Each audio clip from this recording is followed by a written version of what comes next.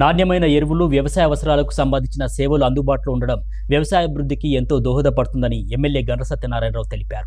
చిట్యాల మండల కేంద్రంలో గుమ్మడి సత్యనారాయణకు చెందిన నూతనంగా ఏర్పాటు చేసిన ఆకా ఫార్మర్ సర్వీస్ సెంటర్ ఫర్టిలైజర్ షాప్ను ఎమ్మెల్యే గండ్ర సత్యనారాయణరావు ముఖ్య అతిథిగా హాజరై ప్రారంభించారు. రైతులు సరైన సమయంలో నాణ్యమైన ఎరువుల్ని వినియోగించి అధిక దిగుబడులు సాధించాలని సూచించారు. అనంతరం ఆకా ఫార్మర్ సర్వీస్ సెంటర్ నిర్వాహకులకు శుభాకాంక్షలు తెలిపారు. రైతులకు మెరుగైన సేవలు అందించాలని ఆకాంక్షించారు. ఈ కార్యక్రమంలో చిట్యాల మార్కెట్ కమిటీ చైర్మన్ గుమ్మడి శ్రీదేవి, స్థానిక ప్రజాప్రతినిధులు, రైతులు, కాంగ్రెస్ పార్టీ నాయకులు, కార్యకర్తలు పాల్గొన్నారు.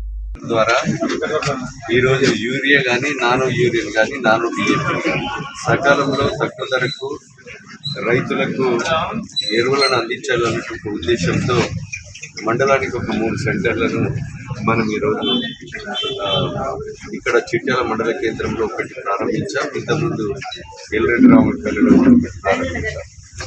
అయితే ఈ యొక్క ఆకా సెంటర్ల ద్వారా రైతులకు మరి నేరుగా ఎరువులు తీసుకునే విధంగా ఈ మండల పరిధిలో మండలానికి ఒక 3 సెంటర్లను ఏర్పాటు చేయడం జరుగుతున్నది. కనుక ఈరోజు ఒక యూరియా అనేదే కాకుండా నానో యూరియాని కూడా వాడండి. 250కి ఒక 1 ఏకర్కు వచ్చే విధంగా స్ప్రే ద్వారా హైడ్ స్పేర్స్ కానీ కవర్ స్పేర్స్ కానీ డ్రోన్ ద్వారా ఈరోజు స్ప్రే చేసుకొని మనకు లాభసాటిగా తక్కువ పెట్టుబడితో ఎక్కువ దిగుబడి వచ్చే విధంగా పంటలు ఉపయోగపడుతుంది. కాలం కూడా ఈరోజు వర్షపాతము తక్కువ పడేటువంటి సూచనలు కనబడుతున్నాయి. కనుక వర్షపాతాన్ని బట్టి ప్రభుత్వం సూచించినటువంటి సన్న వడ్లను 7 రకాల వడ్లను అందులో 125 రోజులకు ఉపయోగపడేటువంటి ఒక పంట వచ్చేటువంటి పంటను వేసుకోండి నీటి వసతిని చూసి.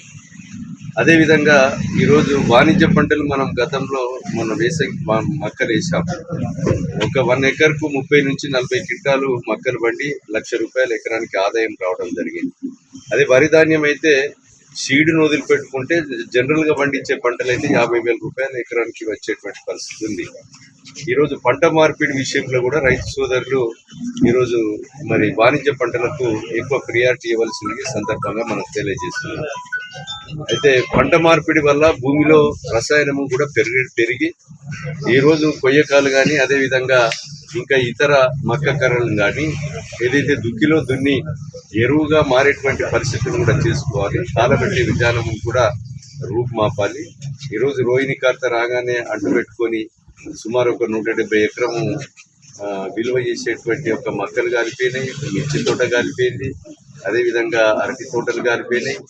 మనుషులు కూడా 3 చనిపోయారు. జూకల్లో 1, రేపల్లిలో భార్య భర్తలు ఇద్దరు. ఇలాంటి వాటికి దారి తీయకుండా మరి కాలాన్ని బట్టి పరిస్థితిని బట్టి రైతులు పంటలు మార్పిడి చేసుకునే విధంగా చూడాలి. అదేవిధంగా ఈ రైతులు కూడా యూరియా దొరకదనే విషయం ఎక్కడ కూడా లేదు.